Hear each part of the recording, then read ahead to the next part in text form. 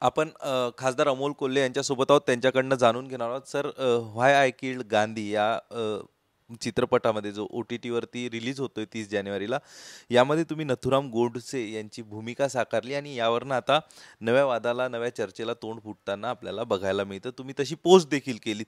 या भूमिका साकारण्यामागची, स्वीकारण्यामागची तुमची काय भूमिका होती? एक खूप गोष्ट मी सुरुवातीलाच स्पष्ट करू इच्छितो की या सिनेमाचं चित्रीकरण 2017 साली झालेलं आहे.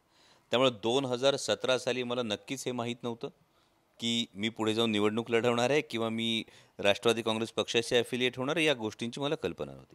आता भूमिका स्वीकारत असताना कलाकाराचे कायम दोन निकष असतात. एक निकष हा असतो की एखादी विचारधारा त्याच्याशी सुसंगत असते, जी व्यक्तिरेखेची विचारधारा ती सुसंगत असते आणि आपण ती भूमिका स्वीकारतो. एक दुसरा प्रकार असा असतो की ती विचारधारा आपल्याशी सुसंगत नसते, पण तरीसुद्धा भूमिका आव्हानात्मक आहे म्हणून ती आपण भूमिका स्वीकारतो. म्हणजे मी स्वतः कलाकार म्हणून असेल किंवा वैयक्तिक जीवनात असेल किंवा सामाजिक जीवनात सक्रिय झाल्यानंतरही असेल, गांधीजींच्या हत्येचं कधीही समर्थन केलेलं नाही, करणार नाही.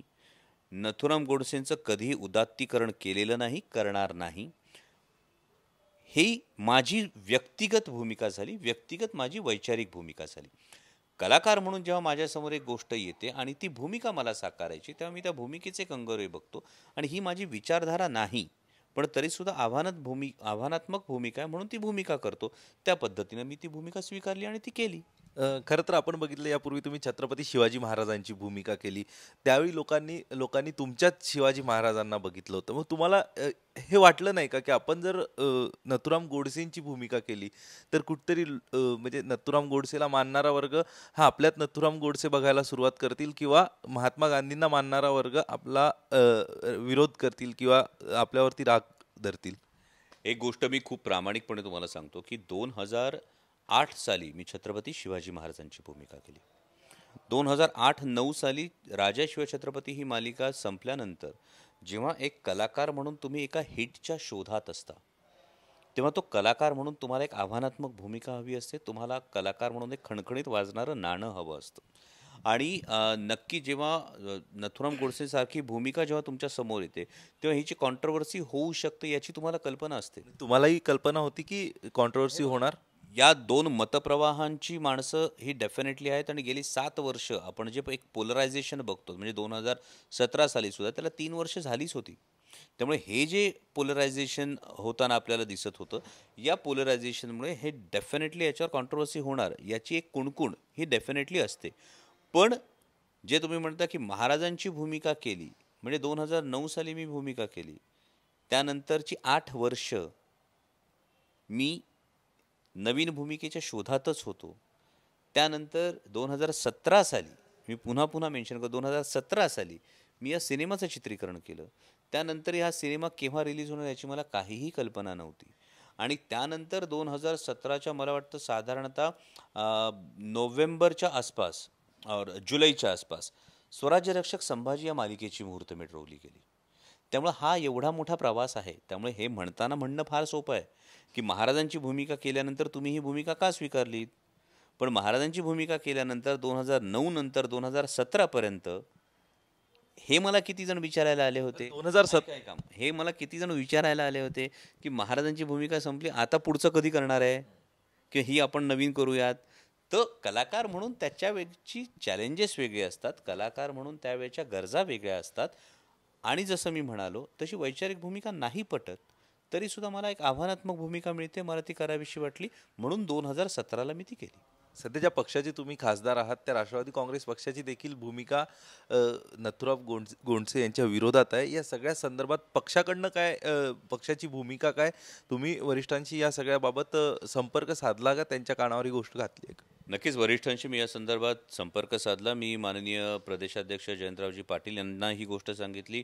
आमच्या लोकसभेतल्या गटनेत्या माननीय खासदार सुप्रियाताई सुळे यांच्याही कानावर ही गोष्ट घातली आणि माननीय पक्षाध्यक्ष आदरणीय शरदचंद्रजी पवार साहेब यांनाही ही गोष्ट सांगितली. आणि या सर्वांना मी ही गोष्ट खूप स्पष्ट आणि स्वच्छपणे सांगितलेली की 2017 साली मी हा सिनेमा केलेला. त्यामुळे 2017 साली आमच्या कोणाच्याही ध्यानीमनी नव्हतं 2019ला काय घडणार आहे. आणि त्यामुळे 2017 साली हा केलेला सिनेमा आहे, तो कर्मधर्म संयोगानं आत्ता प्रदर्शित होतो आहे. नक्की तुम्ही 2017 या वर्षाचा सातत्यानं उल्लेख करतात. 2017 साली जर याचं चित्रीकरण पूर्ण झालं होतं, मग चित्रपटाच्या प्रदर्शनाला का उशीर झाला? 5 वर्षांनी हा चित्रपट प्रदर्शित होतो आणि तुमच्या सार्वजनिक जीवनात एक नवं वादळ घेऊन येतंय. आता यामध्ये काही वैयक्तिक अंतर्गत कलह होते निर्माता, दिग्दर्शक यांचे त्यावेळी काहीतरी कलह झाल्याचं माझ्या कानावर आलं होतं. दोघांनी मला त्यांच्या परीने त्यांचं व्हर्जन दिलं होतं आणि त्यामुळे सिनेमा शेल होईल असं आम्हाला वाटलं होतं. पण काल जेव्हा मला अचानक ट्रेलर आला तेव्हा मला असं समजलं की निर्माता आणि दिग्दर्शकामध्ये जे वाद होते ते आपसात चर्चा करून ते मिटवण्यात आलेले आहेत आणि दोघे आता सिनेमा करण्यासाठी तयार आहेत. त्यामुळे त्या दोघांमध्ये काय वाद होते हे कलाकार म्हणून मला माहीत असण्याचं कारण नाही. केवळ ते वाद होते त्यामुळे तो सिनेमा ज्याला म्हणतो आपण प्रदर्शित होऊ शकला नाही इतकी वर्ष आणि आता ते वाद मिटले त्यामुळे तो प्रदर्शित होतो. तुम्ही म्हणतात एका आव्हानात्मक भूमिकेच्या शोधामध्ये तुम्ही होता. अ, तुम्हाला वाटतं हे सगळं आव्हान आता तुमच्या वैयक्तिक आयुष्यात देखील हे आव्हानात्मक, राजकीय आयुष्यात देखील ही भूमिका आव्हानात्मक झाली? नक्कीच ही कॉन्ट्रोव्हर्सी विशेषतः मी आता राष्ट्रवादी काँग्रेस पक्षाचं प्रतिनिधित्व करतो आहे संसदेमध्ये त्यामुळे याला एक अनेक वेगवेगळे कंगोरे मिळणं ही गोष्ट स्वाभाविक आहे. पण मला तेवढाच विश्वास हा एकूण महाराष्ट्राच्या कला संस्कृतीच्या परिपक्वतेवर आहे की अभिव्यक्ती स्वातंत्र्याचा इथे नक्की आदर केला जाईल. पण तुम्ही घराघरात म्हणजे छत्रपती शिवाजी महाराज म्हणून पोहोचले होते. आता तुम्ही घराघरामध्ये संभाजीराजे म्हणून पोहोचतात.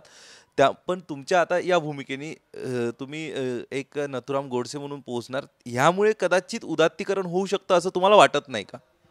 तर नक्कीच यातून उदात्तीकरण जरी होत असलं तर याच्या एक कॉन्ट्रास्ट किंवा काउंटर विचारधारा असणारी कलाकृती जेव्हा बनते तेव्हा त्या कलाकृतीचा सुद्धा भाग होण्याचा मी निरक्षर विवेक बुद्धीनं कायम विचार करतो.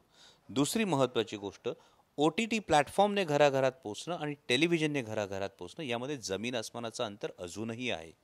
हा सिनेमा ओ टी टी प्लॅटफॉर्मवर येतो. 2017 मध्ये OTT प्लॅटफॉर्मचं पेव तितकंसं कमी होतं. आज OTT प्लॅटफॉर्मचं पेव वाढलंय. करेक्ट. आपण जरी ओ टी टी प्लॅटफॉर्मचं पे वाढलेलं असलं तरीसुद्धा दैनंदिन मालिका किंवा डेली सोप ज्या प्रमाणात घराघरात पोचणं आपण म्हणतो त्या प्रमाणात अजून ओ टी टी प्लॅटफॉर्मला नक्कीच काही काळ लागू शकतो. पण दुसरी गोष्ट जेव्हा आपण विचारांची लढाई वैचारिक पद्धतीनं लढायची जेव्हा म्हणतो तेव्हा या पद्धतीनं जर चित्रीकरण झालं असेल या पद्धतीनं जर सादरीकरण झालं असेल तर त्याच्या विरुद्ध पद्धतीनं सुद्धा सादरीकरण करता येतं आणि त्यावेळी कलाकार म्हणून माझी नैतिक जबाबदारी ही राहते की त्यावेळच्या सादरीकरणाचा सुद्धा मी भाग होणार. एकूण म्हणजे तात्पर्य हे आहे की तुम्ही एक ॲक्टर लिबर्टी म्हणूनच या भूमिकेकडे बघता. 100% ते तसं पाहिलंच पाहिजे. कारण अन्यथा ज्याला आपण कलाकाराचं अभिव्यक्ती स्वातंत्र्य म्हणतो त्याकडे हे पाहिलंच पाहिजे. आणि दुसरी एक फार महत्त्वाची गोष्ट आहे की 2017 मध्ये झालेली गोष्ट ती कर्मधर्म संयोगानं 2022 मध्ये जर ही भूमिका आली असती तर तुम्ही केली असती? कारण तुम्ही एकीकडे म्हणतात आव्हान स्वीकारलं असतं. 19 पासून 2019 मध्ये ही राष्ट्रवादी काँग्रेस पक्षाची खासदारकी ही जबाबदारी माझ्या खांद्यावर आल्यापासून अशा पद्धतीची भूमिका स्वीकारायचं तुमच्या ऐकिवात आहे? तुमच्या प्रश्नात तुमचं उत्तर आहे की 2019ला शिरूर लोकसभा मतदारसंघातल्या मायबाप जनतेनं जेव्हा मला खासदार म्हणून संसदेत पाठवलं त्यानंतर मी ज्या भूमिका स्वीकारल्या त्या भूमिकांचा तुम्ही एकदा गोषवारा बघितला तर त्या दोनच भूमिका आहेत. जी स्वराज्य रक्षक संभाजी मालिकेमध्ये संभाजी महाराजांची भूमिका कंटिन्यू करणं गरजेचं होतं आणि दुसरी म्हणजे स्वराज्य जननी जिजामाता मालिकेमध्ये छत्रपती शिवाजी महाराजांची भूमिका करणं होतं. त्यामुळे आता आलं असतं तर मी गेली 2.5 वर्ष काय केले ते तुमच्यासमोर आहे. अगदी शेवटचा प्रश्न घेतोय मी. या सगळ्या संदर्भात आता नवे वादविवाद सगळे सुरू होतील. या वादविवादाला म्हणजे तोंड देण्यासाठी तुम्ही तयार आहात का? नाही, मला असं खूप प्रामाणिकपणे मी सांगतो की त्यातल्या त्यात लोकांनाही काय आवाहन करा, म्हणजे वादविवादाला तोंड देण्यासाठी तुम्ही कितपत सक्षम आहात आणि लोकांना काय आवाहन करा? मी लोकांना ही गोष्ट लोकांसमोर ही सुस्पष्ट आहे की 2017 मध्ये मी सिनेमा केला होता त्यामुळे केवळ कलाकार म्हणून या गोष्टीकडे पाहावं, राजकीय विचार म्हणून नक्कीच पाहू नये. आणि राजकीय विचार संमत नसल्यामुळे किंवा सहमत नसल्यामुळे अगदी माझ्या पक्षातल्याही नेत्यांनी माझ्यावर जर टीका केली तर त्याविषयी मला वैषम्य वाटण्याचं काहीच कारण नाही.